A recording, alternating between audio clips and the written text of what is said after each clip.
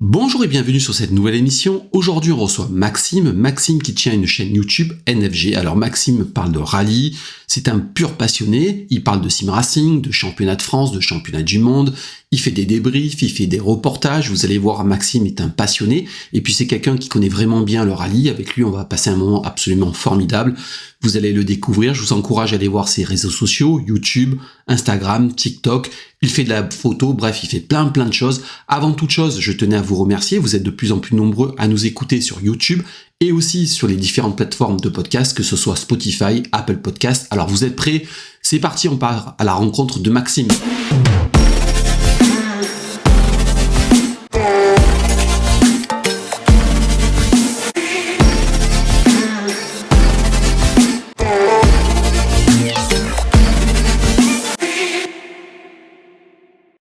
Bonjour et bienvenue, c'est une nouvelle émission. Aujourd'hui, on reçoit Maxime de la chaîne NFG. Alors, je mettrai des liens, je vais mettre le lien de la chaîne YouTube, de la chaîne, d'Instagram et tu es sur quoi aussi, tu m'as dit? Je fais TikTok. Bonjour à tous, TikTok. Du coup.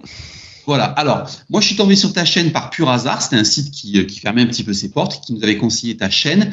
Et c'est vrai que je suis tombé là-dessus. Et j'ai été bluffé par ton travail, bluffé par la qualité de tes interventions, de tes débriefs, de tes analyses. Je voudrais savoir comment tu es venu au rallye, pourquoi la passion et pourquoi tu as ouvert cette chaîne. Alors, tu es surtout. Alors, du coup, ma chaîne YouTube déjà à la base a commencé avec le sim racing. Donc, j'ai commencé tout simplement en faisant des vidéos sur Dirt Rally. Je pense que la plupart des passionnés de rallye connaissent ce jeu. Et je partageais en fait mes réglages parce que j'étais pas trop mauvais au jeu, je jouais à la manette et je partageais mes réglages avec les autres joueurs pour qu'ils puissent aussi, on va dire, essayer de jouer des bons chronos. Et au final, ça a plutôt bien marché. Il y a eu le confinement à ce moment-là. Ma chaîne, on va dire, a eu un bon pic de progression à ce moment-là. Et vraiment, ça m'a donné envie de continuer. Puis ça me plaisait bien de partager en fait ce que je faisais sur le jeu. Donc au début, je parlais même pas sur mes vidéos, je partageais juste mes réglages. Et au fil du temps, j'ai commencé à présenter du contenu, donc je suis devenu un peu plus à l'aise face caméra et au micro. Et le jeu vidéo, alors ça me plaît, c'est surtout une passion le jeu vidéo et j'aime bien en profiter, on va dire, dans mon coin le soir tranquille. Et les vidéos, au bout d'un moment, commençaient un petit peu à devenir redondantes, je trouvais. Et ça manquait un petit peu de lien, on va dire d'humain. Et comme je suis passionné de rallye, évidemment, j'ai décidé de faire la bascule, en fait, de passer du jeu vidéo et à parler de rallye, on va dire, de l'actualité de rallye plus régulièrement. Et depuis, je tiens ma petite émission avec les résumés du championnat de France et WRC. Et il m'arrive aussi de faire quelques contenus avec des pilotes de temps en temps. Récemment, par exemple, je suis allé aux essais de Julien Casal qui pilote en Stellantis, qui est bien placé. Donc, j'ai pu le présenter. Il m'a fait faire un petit tour dans la 208 Rally 4, me présenter la voiture, etc., etc. Voilà. Alors, on va parler de sim racing parce que tu sais que moi, j'adore ça aussi. Bon, je suis un petit peu plus âgé que toi, mais j'y joue toujours. Alors, deux questions. Ton matériel et à quel jeu tu joues? Est-ce que tu joues des jeux de rallye ou est-ce que tu t'intéresses à d'autres jeux de voiture Je suis un gamer à la base, donc je joue à d'autres jeux autres que des jeux vidéo de voiture. Mais là, actuellement, je joue uniquement à RBR, donc Richard Burn Rally, le mode Rally Sim Fan plus particulièrement. Et je continue à faire quelques vidéos dessus de temps en temps quand il y a du contenu intéressant. Et non, après, comme j'ai dit, je suis un gamer, donc je joue à des jeux plus conventionnels. Là, actuellement, c'est Rocket League, par exemple. Donc, on est lié toujours à la voiture, mais avec un ballon. et voilà. Mais non, je joue à d'autres jeux vidéo. Comme j'ai dit, je suis un passionné en fait de jeux vidéo aussi, tout comme le rallye, quoi. Alors, on avait abordé un petit peu le sujet, tu sais, avec Olivier Roy du Bocal. Selon toi, c'est quoi la grosse différence entre Richard Burns et des jeux comme Dirt Rally 2.0 ou WRC 2022? Et est-ce que tu attends, toi, la nouvelle version de Codemasters qui va arriver? Qu'est-ce que toi, tu en attends personnellement de cette nouvelle version?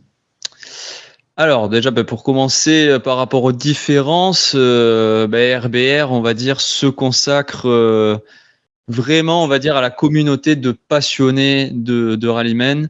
Alors que les jeux vidéo comme Dirt, WRC, alors évidemment, ils s'adressent aussi à ce public-là, mais va essayer de toucher le plus grand monde. Et donc, on se retrouve quand même avec des jeux qui sont relativement arcade. Alors même si Dirt, par exemple, moi j'ai beaucoup apprécié Dirt à l'époque, on est sur de la sim arcade, on va dire, mais il y a toujours ce petit côté vraiment où t'as pas trop besoin de réfléchir quand même quand tu conduis, voilà. Alors que Richard Burn Rally, là, on va pousser vraiment les sensations de conduite au maximum. Surtout, là, tu vois, avec mon matériel derrière, surtout au volant, parce qu'à la manette, c'est assez compliqué, Richard Burn Rally. Et puis, c'est aussi étudié pour être joué par des professionnels qui puissent s'entraîner, comme par exemple Nicolas Griazine, qui a beaucoup poncé le jeu RBR, et d'autres pilotes un peu moins reconnus qui sont aussi sur notre championnat de France qu'on organise sur notre Discord, tout ça. Donc non, ça va être la grosse différence. Ça va être vraiment le côté simulation qui est vraiment poussé à son maximum, même si bien évidemment c'est un jeu de 2004. Donc il y a quand même quelques petits défauts. Par exemple, il n'y a pas de crevaison dans Richard Burn Rally, donc il n'y a pas une gestion tout à fait similaire à ce qui se passe dans la vraie vie. Mais en tout cas, l'erreur est fatale dans ce jeu. Tu sors un petit accrochage et c'est très rapidement, ça peut vite se finir, quoi. D'ailleurs, je rebondis là-dessus parce que bon, comme tu le vois, je suis un petit peu plus ancien que toi. Tu vois, j'ai les cheveux qui font que. Et mais non, je te donnerai 25 ans là. C'est gentil. Non, je trouve ça assez fou parce que moi, j'ai connu ce rallye à l'époque de Colin McRae, d'accord. Ouais. Et je trouve ça assez fou que ce jeu, il arrive quand même à survivre. Comment ils arrivent à le faire survivre? Parce que je pense que le développement officiel n'existe plus. Comment ils arrivent à le faire survivre, à passer, par exemple, de différentes versions Windows à des choses plus abouties? Comment ils y arrivent? Il y a une communauté? Il y a qui travaille dessus? Ouais, il y a une grosse communauté. Ouais. Honnêtement, avant que j'y aille, je pensais pas. Alors, le fait que je sois passé sur le jeu, ça a quand même ramené beaucoup de Français à l'époque. Mais c'est essentiellement des Hongrois et des Tchèques, parce que tu le sais bien, ils sont très passionnés là-bas. Et depuis 2004, en fait, ils sont sur le jeu, ils l'ont amélioré au fur et à mesure. Alors, je te rassure, ça n'a plus rien à voir avec ce que c'était à la base sur la PlayStation. La physique, par exemple, n'est plus la même. Il y a carrément une personne qui s'occupe de la physique qui est dédiée et qui est extraordinaire. C'est ce qui fait la différence de feeling avec les autres jeux. Et après, tu as beaucoup de modeurs, on va dire, indépendants qui, eux, vont faire le design, on va dire, physique des voitures, qui vont faire les spéciales, on va dire le rendu aussi graphique, même si sur ça, il n'y a pas eu vraiment d'évolution. Mais non, il y a une belle communauté. Si je dis pas de bêtises, sur RSF, alors je vais te sortir un truc, on va dire une fourchette, mais on est entre 7000 et 10 000 inscrits sur le mode. Donc, c'est quand même pas négligeable, quoi. Donc, on est d'accord, ça se joue uniquement sur PC. Et toi, ton matériel, c'est quoi? Volant? J'ai vu qu'il y a un frein à main derrière, il me semble. Ouais, je joue au volant. J'ai un JCL, donc j'ai un châssis JCL. Et après, je suis équipé en Fanatec. Donc, j'ai le CSL Elite de l'époque. Je sais pas si tu vois. Oui, je connais bien. Avec les pédales Club Sport, le frein à main Fanatec, la boîte de vitesse Fanatec. Donc, je suis tout équipé Fanatec. Oh. J'en connais un qui applaudirait des deux mains, c'est Olive qui en a parlé, parce qu'alors lui, il faut pas lui parler de Logitech et autre truc comme ça. Hein. Lui, il n'aime pas du tout.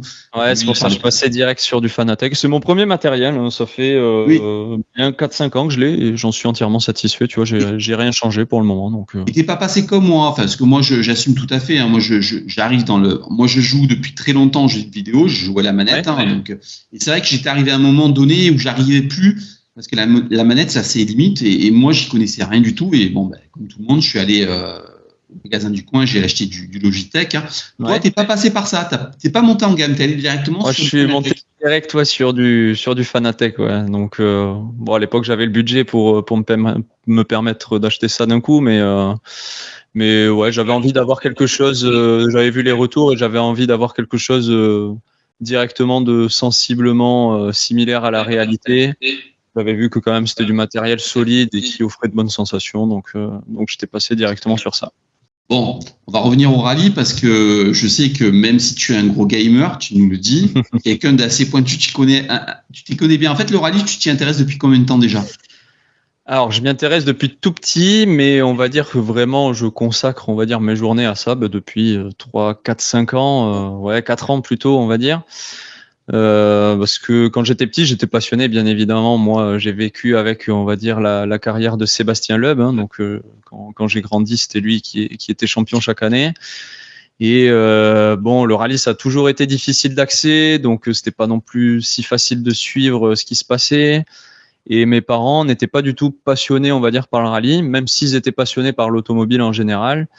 Moi, j'avais vraiment ce côté rallye, mais eux n'étaient jamais allés au bord d'une spéciale ou même ne connaissaient aucune personne qui travaillait dans cet entourage-là.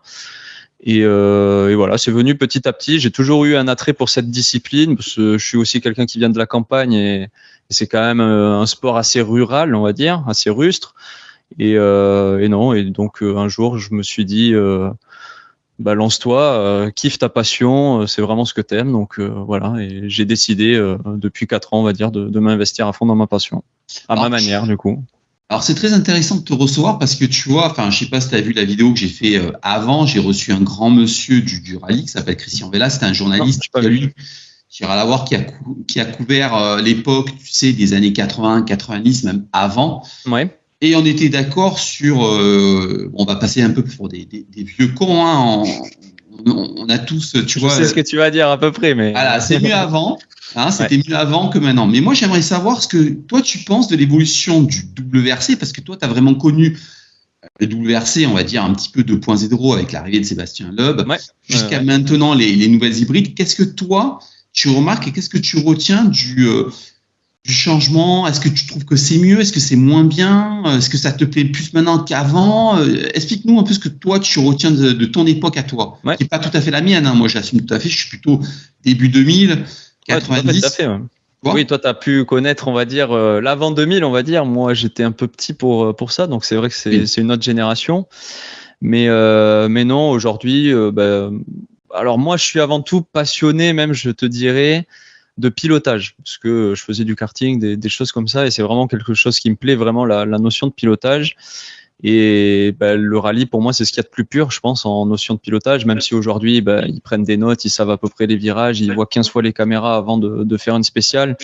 Donc, on va dire qu'il y a un petit peu moins d'improvisation, mais il y a toujours une part de ça dans le pilotage.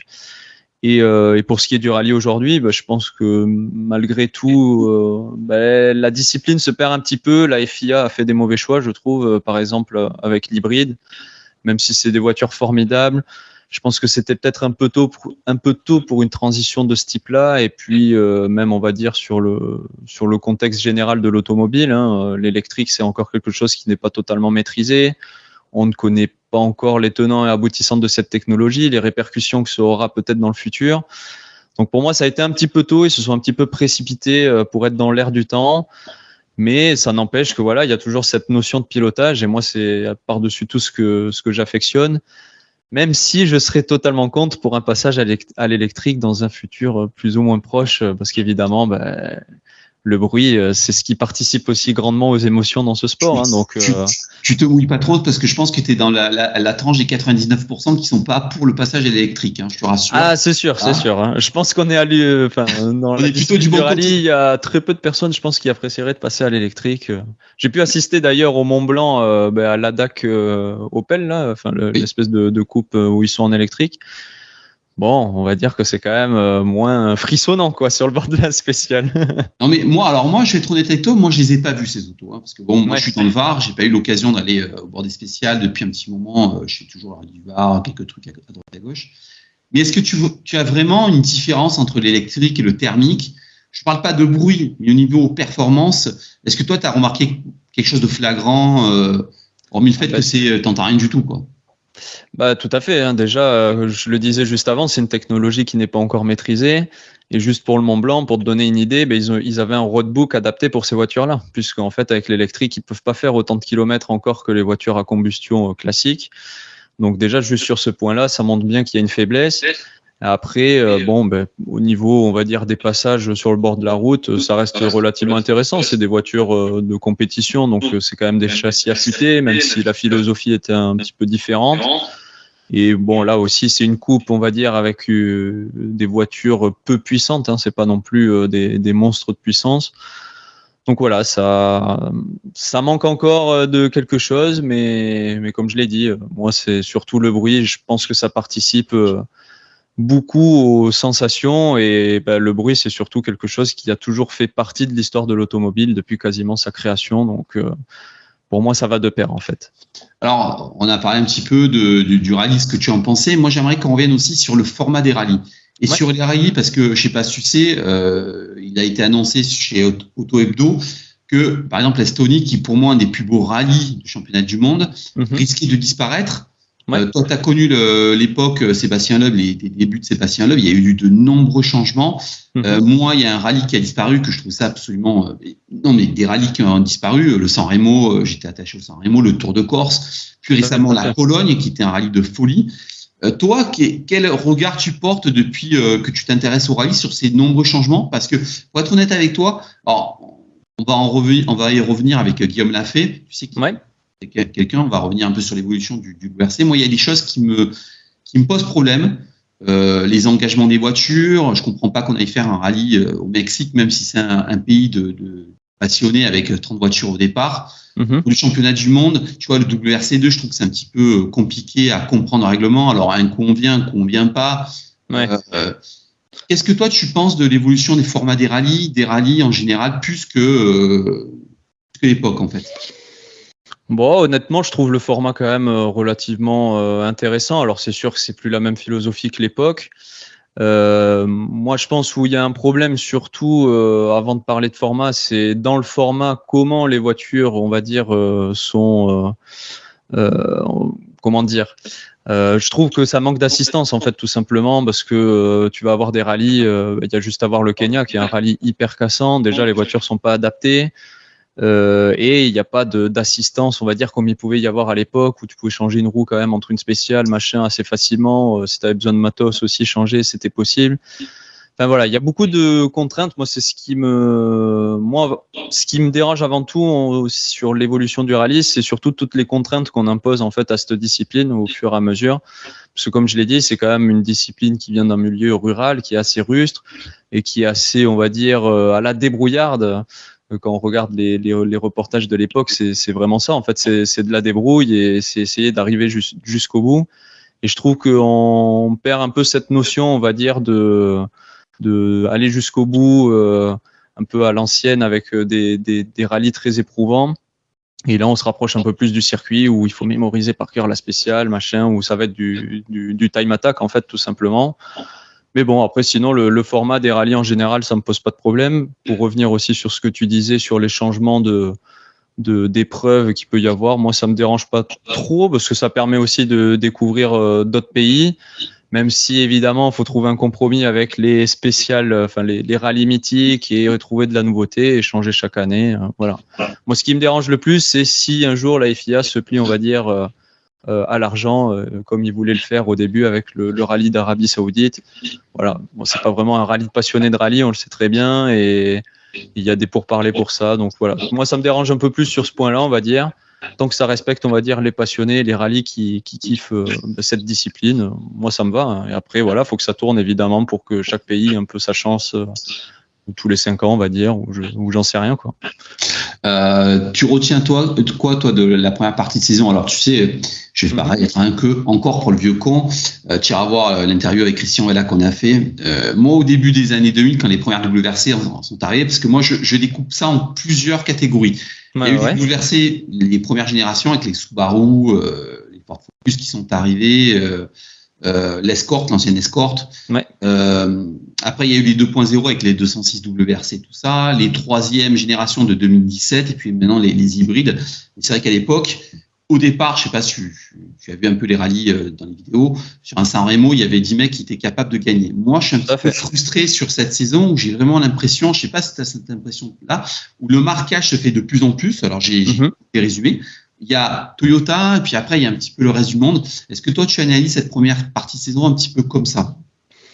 Oui et non. Alors oui, effectivement, il y a un découpage. Après, il faut comprendre aussi pourquoi il y a un découpage comme ça qui peut se créer. Déjà, il y a peu de concurrence. Hein. Il y a 3 constructeurs, dont 2 vrais constructeurs, on va dire, puisqu'il y en a un, c'est une équipe plus ou moins privée qui est supportée, on va dire, par une marque.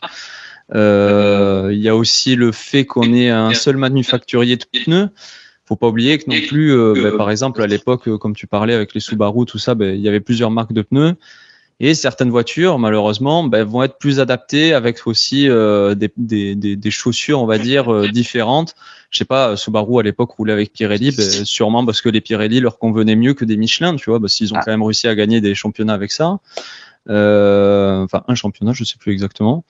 Enfin voilà, il y a ça et comme je le disais tout à l'heure, c'est lié, on va dire, à vouloir aller trop vite sur de nouvelles réglementations, à vouloir trop cadrer le sport. Malheureusement, au final, on se retrouve avec quelque chose qui est trop cadré, trop prévisible, et celui évidemment qui va prendre l'avantage, c'est un peu comme un F1, celui qui maîtrise la réglementation, c'est lui qui va gagner, quoi. Et il y a qu'à voir, les Toyota, c'est celle qui arrive au bout quasiment à chaque rallye, quoi. Ouais, sauf qu'à l'époque, quand même, tu avais une petite incertitude. Tu vois, tu avais quand même Tout à fait. 2-3 usines qui étaient capables. Après, je rebondis Carrément. sur ce que tu disais, qui est un manufacturier unique. Finalement, moi, je trouve que c'est pas trop mal parce que quand on voit par le passé, c'est ce qui a coûté la carrière WRC de Peugeot, qui a fait la maladresse de passer de Michelin à Pirelli avec la 307 WRC, déjà qu'elle était mal née. Alors là, ça a été la fin de tout. Ouais, tout à fait. Ça, c'est un petit peu la parenthèse. Mais c'est ça, moi, qui me pose un petit peu souci. Tu vois, j'ai l'impression que ça devient un petit peu comme la F1. Ouais, c'est ça. On est un petit peu, je sais pas si tu t'intéresses à la F1, mais qu'on est un petit peu une version light de la F1 avec Toyota et puis après le reste du monde. C'est ça. Ça devient, je sais pas si tu analyses ça comme ça. Parfois, moi, j'ai l'impression de un petit peu m'ennuyer. Est-ce que toi, tu t'ennuies sur les épreuves de WRC ou pas du tout? Ah forcément, hein, là, il y a qu'à voir les dernières rallyes, quand il y a 5 voitures qui arrivent au bout sur les professionnels, c'est forcément moins intéressant que, comme tu le dis, où à l'époque, tu avais 10 personnes qui pouvaient jouer la gagne.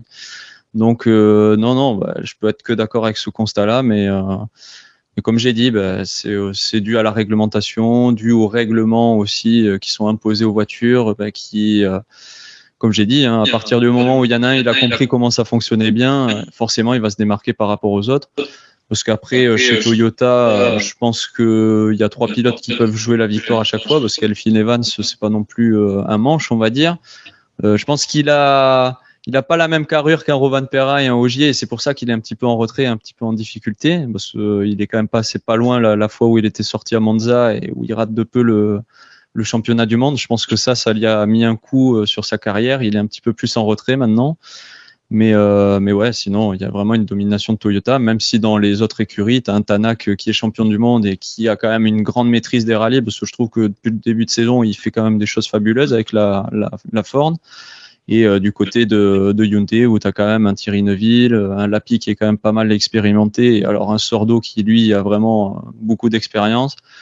Voilà. Malheureusement, le plateau est beau, hein. Franchement, je pense que si tu leur mettais tous la même voiture, ça pourrait être une victoire à chaque rallye.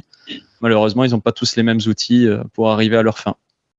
Après, on va parler de WRC2. Tu t'y intéresses aussi ou Moi, je trouve que c'est peut-être le plus beau championnat, mais qui est tombé par un règlement un petit peu bizarre. Est-ce que tu as la même analyse que moi? Ouais. Quand on voit Kajetanovic par exemple au Kenya qui choisit bien ses manches, il n'y a pas beaucoup de personnes qui roulent sur ce rallye et forcément il va engranger des points assez facilement.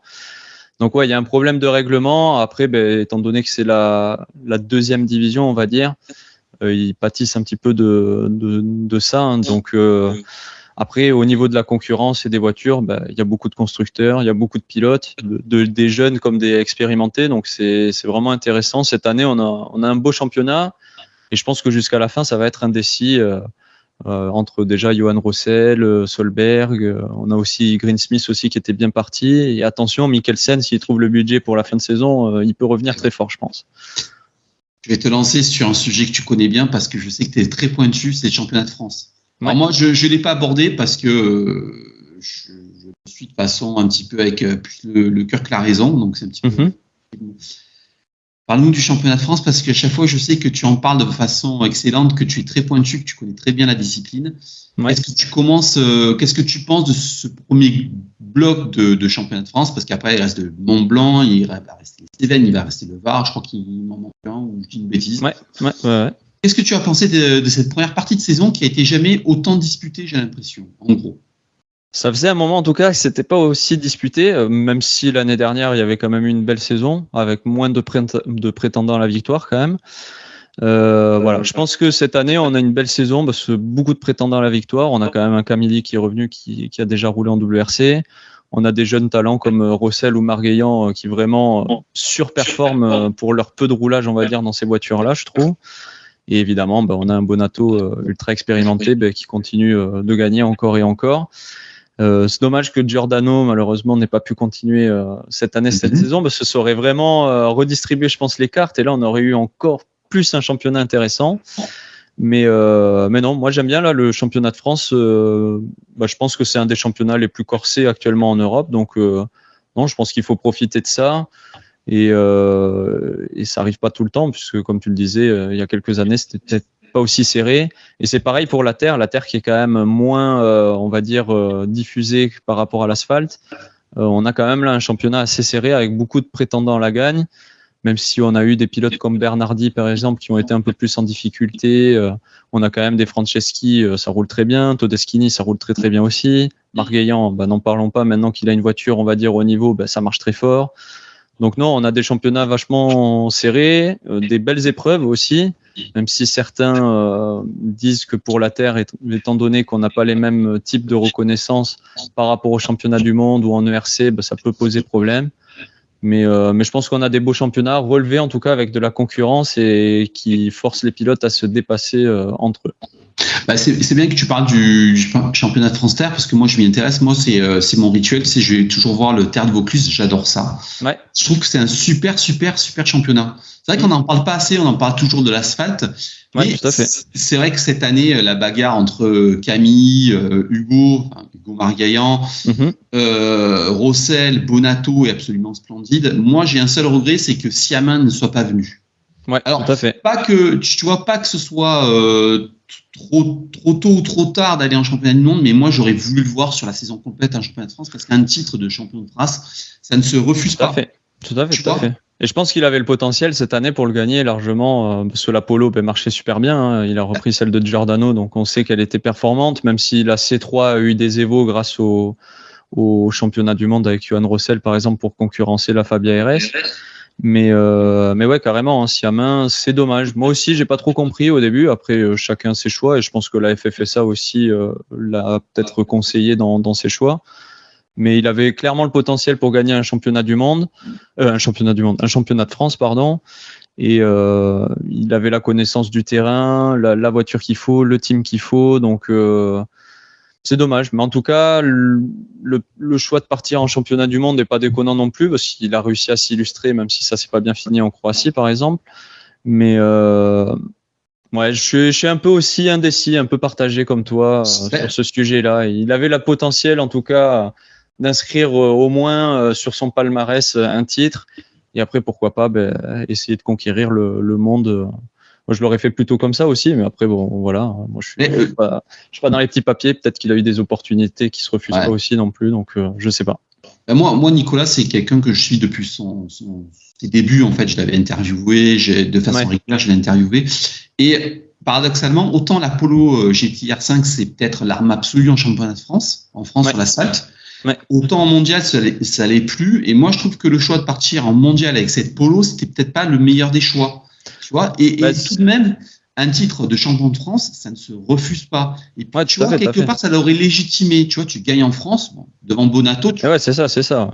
Oui, surtout devant un Bonato, quand même, 4 fois champion de France, qui, on va dire, maîtrise vraiment chaque épreuve quasiment. Donc, non, je suis d'accord avec toi. Et après, je pense que ça s'est décidé, on va dire, avant le début de saison aussi. Donc, une fois qu'après il a fait son choix, malheureusement, c'est difficile de se retourner.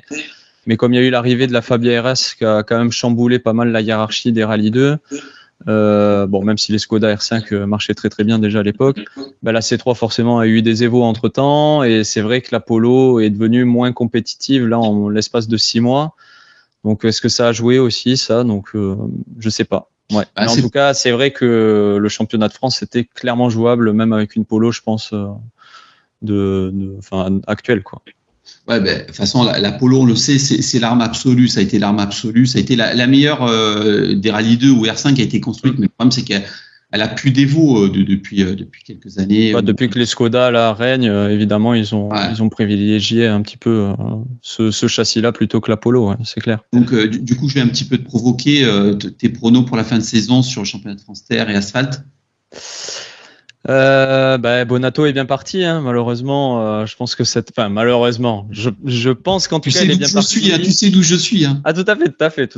Toi, c'est peut-être plutôt un petit Camille, c'est ça, ouais? Non, ça sera Hugo. Hugo, ok, d'accord. Mais oui, j'aimerais bien que. Non, moi, je suis très sincère avec toi. J'aimerais que le championnat se joue au VAR, peu importe le vainqueur, que ce soit un beau vainqueur. Tout à fait.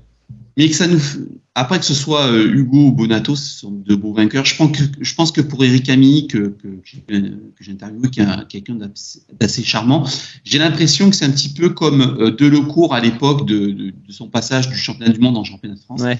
C'est un petit peu compliqué pour lui parce que c'est des pilotes qui connaissent par cœur les rallyes, parce que c'est des rallyes qui évoluent que très peu. Ouais. Et même s'il a gagné là dernièrement, je pense que ça risque d'être compliqué pour lui. Vas-y, je te laisse avec ton pronom. Moi, comme je disais, je vois Bonato, de par son expérience, depuis le début de l'année, il a montré, il a quand même bien maîtrisé les épreuves, même si au Touquet, il était un petit peu plus en difficulté. Là, malgré cet abandon, il a toujours une marge d'avance et on a des manches qui arrivent que lui, il affectionne particulièrement. Margueillan, ce serait bien. Hein. Moi, je pense qu'il va au moins jouer sa première victoire cette année. Après, de là à chercher le championnat avec la sortie, là, c'est un petit peu compliqué. Et pour le championnat terre, là, je suis un peu plus indécis parce que je pense que ce sera disputé et ça se jouera, je pense, au Vaucluse et pas au Cardabel comme l'année dernière. Mais franchement, je saurais pas qui te dire. Mais je vois bien Margueillan. Honnêtement, je vois bien Margueillan en surprise. Jean-Baptiste Franceschi fait une superbe saison, très régulier, mais je le trouve quand même un petit peu hésitant. Enfin, on va dire moins impressionnant en tout cas qu'un Todeschini ou un Margueillan qui vraiment se déchire sur chaque manche. En tout cas, il a raison. Pour le moment, lui, c'est le seul qui n'est pas sorti de la route. Mais je vois bien Margueillan remonter comme une fusée et mettre la pression à Jean-Baptiste Franceschi. Et voilà, à voir ce qui se passe en fin d'année. Je me risque un peu peut-être en disant Margueillan, mais je le vois bien confiant cette année, en tout cas, Margueillan, et la voiture marche bien, ça roule très bien aussi, donc ça peut se jouer au Vaucluse pour un Margueillan. Ah, je pense que tu n'es pas loin de la vérité, je pense que tu as une très bonne analyse, tu connais bien le rallye, et ça fait plaisir d'avoir un avis comme ça, parce que je pense que tu n'es vraiment pas loin de la vérité. Pour JB, c'est... JB... Ah, c'est bon. J'ai vu ton écran se figer, c'est pour ça. Non, je pense qu'il y a eu il se remet un petit peu dans le bain. La grosse sortie du VAR, quand même, a laissé un petit peu. La grosse sortie du VAR, je pense, ça l'a marqué et il aborde pas les rallyes de la même manière qu'à l'époque parce que je suivais déjà, moi, je me souviens d'un rallye, c'est celui qui m'a le plus marqué de la carrière de Jean-Baptiste Franceschi. C'était au Lozère quand il y avait Fourmeau qui était venu. Franchement, ça roulait, c'était impressionnant. Alors, je dis pas, ça roule toujours très bien aujourd'hui. Mais c'est plus le même style de pilotage, c'est un petit peu plus prudent, un peu moins sanglier, tu vois, si je peux me permettre l'expression. Contrairement justement à un Todeschini et un Margueillan qui sont sur la limite quasiment tout le temps. En tout cas, il a l'expérience, donc il sait bien gérer ses courses et ça paye puisque pour le moment il est premier au championnat. Mais à voir s'il arrive à tenir la pression jusqu'à la fin de saison, en tout cas. Championnat du monde, pronostic? Rovanperä, là c'est plié même, je pense. Ouais, je pense. En tout cas, là, depuis le dernier rallye, ça s'est bien creusé. Justement, dans mes débriefs, je disais, super, on a de la chance cette année, c'est disputé, le championnat n'est pas plié au milieu d'année. Malheureusement, là, avec le dernier résultat qu'il y a eu, Rovanperä est bien parti pour le gagner.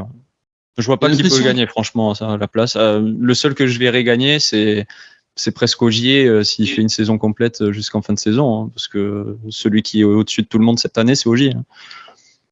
Bizarrement, un peu comme, je sais pas si tu as la même analyse que moi, j'ai l'impression que c'est pas la même saison que l'année précédente et qu'il est moins performant. On l'a pas vu arriver et puis là, on se retrouve après le Kenya avec un super méga gros break et on l'a pas vu. Attention, on a surtout un super Ogier qui performe bien parce que. Oui, non, mais Rovanperä, c'est après le Kenya, on l'a pas vu arriver. Et en fait, on se rend compte qu'au classement, il y a un super méga gros break qui a été fait, mais sans le voir en fait. Est-ce que tout à fait. Cette il a été plus discret que l'année dernière, c'est vrai. Ouais. Déjà, d'une part, comme j'ai dit, parce que Ogier a gagné pas mal de rallyes cette année, c'est Ogier qui a gagné le plus de manches pour le moment. Et Rovanperä, effectivement, était un petit peu plus en retrait, mais je pense que le fait qu'il y ait Ogier, ça lui dessert bien aussi, parce que d'un côté, il est en outsider, il a moins la pression, du coup. Il est là, il gère son championnat, lui il sait qu'il fait toutes les manches et Enfin, de toute façon, ça se voit, hein, il a la tête froide et ça ira jusqu'au bout. Hein. Ouais, pour moi, c'est Rovan Pera qui gagnera le championnat du monde encore une fois. D'accord. Maintenant, on va parler un petit peu on va revenir sur toi. Tes débriefs sont absolument super pertinents, c'est super bien fait. Ben, merci. J'aimerais savoir un petit peu comment tu travailles. Est-ce que tu es devant la télé? Est-ce que tu prends des notes? Est-ce que tu étudies? Comment tu fais ça? Parce que chaque fois, c'est pertinent beaucoup plus que moi, parce que moi, je dis que des conneries en général. Heureusement que Guillaume sauve la partie à chaque fois. D'ailleurs, bonjour Guillaume. On en dit tous des conneries après. Ouais, non, mais arriver, hein. Et Guillaume, quand il me fait des gros yeux, c'est que je dis des conneries. Donc, comment toi, tu fais ça? Comment tu prépares tes vidéos? Dis-moi comment tu fais. Ça m'intéresse assez de savoir comment tu fais. Eh ben pour les championnats de France, j'essaye déjà d'y participer. Donc, déjà, je baigne un petit peu dans l'ambiance. Donc, déjà, c'est plus facile pour suivre, bien évidemment. Et bien sûr, je prends des notes. J'analyse les stats avec IWRC. Je me sers beaucoup de ce site-là pour bien analyser les performances, les scratchs, les temps, etc., etc. J'ai un script aussi de vidéo, donc j'ai toutes les infos. Et après, une fois que le rallye est fini, je me mets devant ma caméra et je discute avec les gens de ce que j'ai pensé du rallye, de ce que j'ai pensé des performances des pilotes, tout simplement. Après, pour le WRC, évidemment, je vais pas dire que je suis devant ma télé, surtout sur les épreuves avec le décalage horaire, mais j'essaye de suivre au maximum, bien évidemment, les épreuves pour être pertinent au maximum dans mes propos. Hein. Parce que si je suis pas le rallye, forcément, je suis moins pertinent. Une vidéo, ça te prend combien de temps pour la monter en général? Je passe une bonne journée, donc le script, comme je l'écris sur la durée du week-end, ça me prend, je pense, en tout au moins 2 heures, voire 3 heures, si on va dire c'est bien serré. Et après, je tourne la vidéo assez rapidement. Ça, c'est ce qui est le plus rapide. Au final, ça me prend 30-40 minutes, le temps de faire les bonnes prises et tout ça. Et le montage me prend bien 5-6 heures. Au début, ça me prenait 8 heures vu que je maîtrisais pas trop. Maintenant, ça va à 5-6 heures à peu près de montage. D'accord. Et puis, moi, en surfant un peu sur tes réseaux sociaux, j'ai vu aussi que tu faisais... je mettrai les liens, j'encourage tout le monde à aller voir parce que, une fois plus, si je te reçois, c'est que ce que tu fais, c'est... moi, j'adore. Tu fais de la photo aussi. J'ai vu que tu faisais des photos en championnat de France. C'est très récent, ça. Ça, c'est très récent. C'est pas parce que c'est très récent que c'est mal fait. Il y en a qui les en font depuis longtemps, c'est mal fait. Donc, tu vois. Merci beaucoup, en tout cas, pour le compliment encore. Mais oui, en fait, j'ai investi dans une caméra pour ma chaîne à la base, hein, donc pour avoir une meilleure qualité de vidéo et que ça fasse plus professionnel. Et à force de fréquenter, on va dire, sur les rallyes, les vidéastes, les photographes, je me suis mis à la vidéo et à la photo sur les rallyes. Donc effectivement, si les gens veulent s'abonner à mon Instagram, ils sont la bienvenue. Et c'est quelque chose que tu vas vouloir développer, c'est-à-dire que tu vas vouloir rester que sur du débrief du sim racing ou tu as envie de faire des passages extérieurs, des reportages sur les rallyes Non, j'ai envie de me démarquer quand même de la concurrence. Donc, mais en fait, l'idéal, ce serait que je sois vraiment autodidacte, parce que là, si tu suis mes débriefs, je suis en partenariat avec des chaînes de vidéastes justement qui me permettent d'illustrer, on va dire ce que je dis. Après, dans l'idée, ce serait que j'arrive de manière autodidacte à faire le maximum moi-même, d'avoir mes propres images pour illustrer mes propos, mes photos, etc. Donc voilà, après, je pourrais pas être partout sur toutes les spéciales, donc évidemment, j'aurais toujours besoin, on va dire, de mes amis qui m'aident justement à illustrer ces vidéos. Mais voilà, l'idéal, ce serait de créer, de perfectionner cette émission et avoir, tu vois, un truc un peu à la Rally Club, mais façon YouTubeur, tu vois. Ouais, c'est bien, c'est vrai, voilà. C'est bon, bien. On est déjà presque à la fin de l'émission. Je vais un petit peu te provoquer, plutôt asphalte ou plutôt terre? Comment, pardon, j'ai pas bien entendu. Plutôt asphalte ou plutôt terre? Terre. Ouais? Ouais, terre. Mondial ou championnat de France? Championnat de France. Ogier ou Lub? Et Lub. J'aime beaucoup les deux, attention à ceux qui écoutent. Et pourquoi? Parce que là, c'est clairement, on va dire, de l'affection par rapport à la période où j'ai grandi. J'ai grandi, moi, avec Lub et c'était un peu la référence. Tu sais, quand on était petit, quand tu commençais à conduire, quand on faisait au karting, voilà, c'était le surnom qu'on se donnait. Ouais, lui, c'est Sébastien Lub, il est chaud. Enfin, voilà, tu vois, c'est parce que, voilà, c'est on va dire, mon idole contemporaine. Mais je respecte énormément Ogier aussi pour sa carrière parce que je pense qu'il n'a pas été dans les mêmes conditions justement que Lub. Et ce qu'il a fait, c'est aussi très très fort Ogier, mais d'une manière différente. Alors moi, tu vas encore me prendre pour un vieux con, mais moi je dirais Didier Auriol. Forcément. Forcément. En plus, c'est pas très loin de chez toi aussi, donc. Ouais. C'est vrai. Ouais, quoique il y a François Delecourt pas très loin et j'ai un peu faible pour François aussi, qui est un personnage du rallye. WRC ou Kitcar? Kitcar. Pour le bruit mythique, et faut pas oublier que les Françaises étaient des grands acteurs de cette catégorie-là, donc c'est eux qui l'ont même lancé, donc non, ouais, Kitcar, c'est des voitures mythiques et même encore elles font rêver sur les routes, surtout que maintenant ça devient assez rare, donc dès qu'il y en a une, c'est exceptionnel, quoi. Finlande ou Monte-Carlo? Monte-Carlo. Pourquoi? Toujours cet instinct de pilotage, et le Monte-Carlo, alors c'est moins vrai aujourd'hui depuis que c'est dans l'arrière-pays niçois. Mais là, ça va retourner à Gap, ou si un jour ça revient en Ardèche, il y a qu'à voir à l'époque. Il fallait s'adapter à la glace, à la neige, l'asphalte. Ouais, c'est le plus beau rallye pour moi. Ah ouais? Ouais. Moi, je vais passer pour un vieux con, je vais dire Tour de Corse. C'est un très très beau rallye aussi, mais je trouve le Monte-Carlo vraiment mythique aussi, parce que c'est lui qui lance la saison en général. Et je sais pas, je trouve que l'atmosphère, elle est toujours différente au Monte-Carlo. Il y a toujours la nouveauté, les nouveaux pilotes dans les nouveaux teams. C'est un ensemble qui fait que ce rallye est génial, je trouve. Toute dernière question avant de te laisser. Ouais. Si tu voulais changer, si tu avais la possibilité de changer quelque chose dans les rallyes sur les saisons à venir, ça serait quoi? Oula, c'est une question difficile. Qu'est-ce que je ferais Honnêtement, j'enlèverais l'hybride. Là, à l'instant T, en tout cas sur les WRC, j'enlèverais l'hybride pour relancer, on va dire, cette discipline, et que ça coûte moins cher, que ça demande moins d'ingénieurs aussi, parce que, comme on le disait, c'est une technologie nouvelle, donc il y a besoin d'ingénieurs spécialisés dans ce domaine-là. Vraiment, je supprimerais l'hybride actuellement pour relancer la discipline, avoir plus de concurrence, plus de spectacles, plus de pilotes. Mais tiens, je te disais que c'était la dernière question, mais en fait, c'est pas tout à fait ça, parce que tu me fais rebondir sur une question que j'ai envie de te poser. Mais est-ce que tu crois que l'avenir du WRC, ça serait pas les Rallye 2 Evo?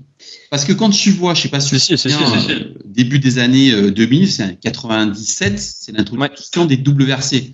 2 litres, 4 roues motrices, boîte séquentielle, avec des artifices.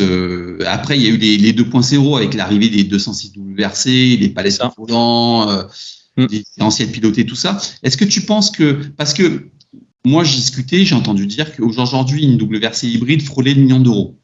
C'est ça. Hein. Pour un pilote comme Pierre-Louis Loubet, c'est très compliqué à aborder, c'est très compliqué de connaître les rallyes, d'aborder la voiture. Quel objectif de résultat? On a vu Fourmeau, tu peux pas la casser non plus, tu peux pas en casser 50. Est-ce que toi, tu penses pas que l'avenir du championnat du monde des rallyes, ça serait peut-être de réduire un peu? Parce que ce qui est bizarre, c'est qu'on parle de coûts, de réglementation, et on parle pas de ces autos. Est-ce que la solution passerait pas par ces autos de un peu les réduire? Ouais, tout à fait. Est-ce que tu penses que ça serait pas ça le? Inévitablement, ça réduira les coûts aussi forcément, parce que comme je l'expliquais, l'hybride, c'est cette technologie-là aussi qui fait que ça coûte très très cher, puisque c'est assez récent. Ça demande, comme j'ai dit, des ingénieurs spécialisés. Donc, même sans parler de matériel, autour, il faut l'écosystème qui va avec pour que ça fonctionne bien.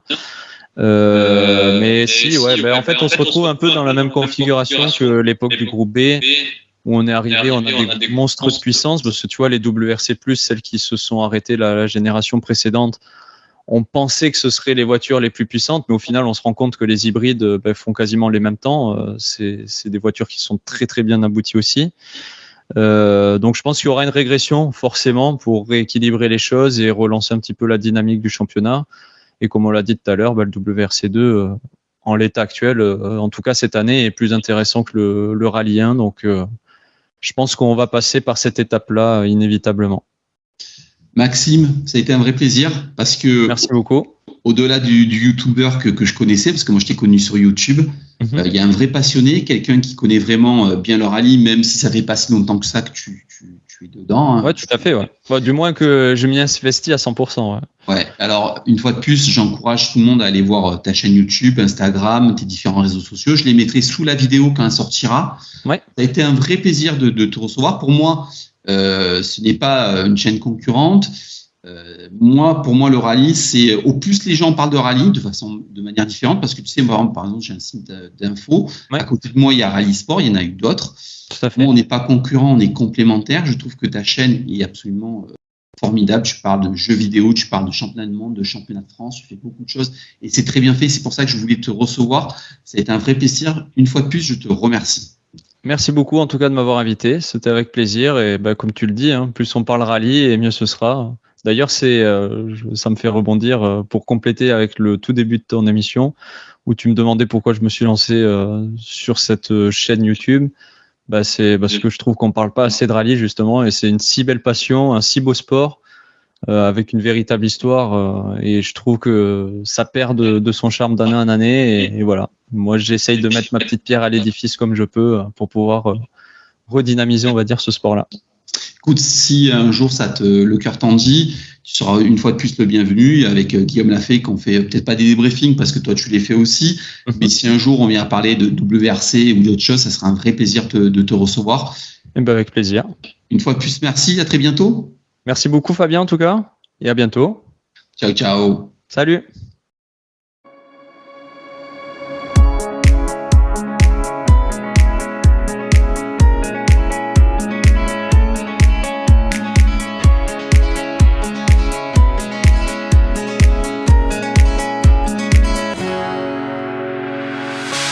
The sun lays so brightly up in the summer sky.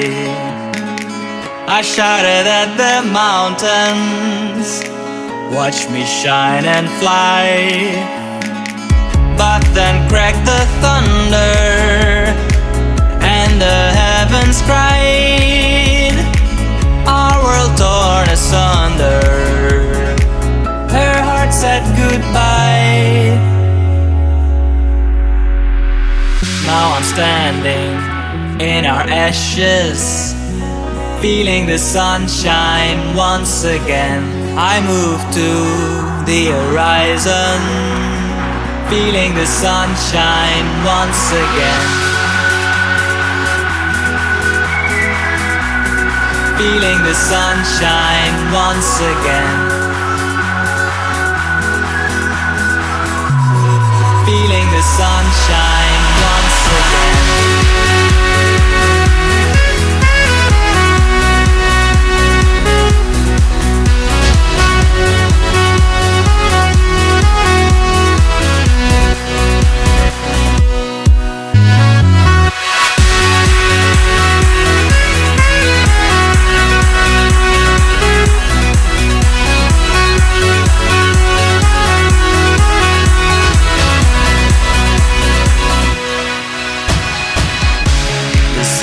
So brightly up in the summer sky. I shouted at the mountains, watch me shine and fly. But then cracked the thunder and the heavens cried. Our world torn asunder, her heart said goodbye. Now I'm standing in our ashes, feeling the sunshine once again. I move to the horizon, feeling the sunshine once again. Feeling the sunshine once again. Feeling the sunshine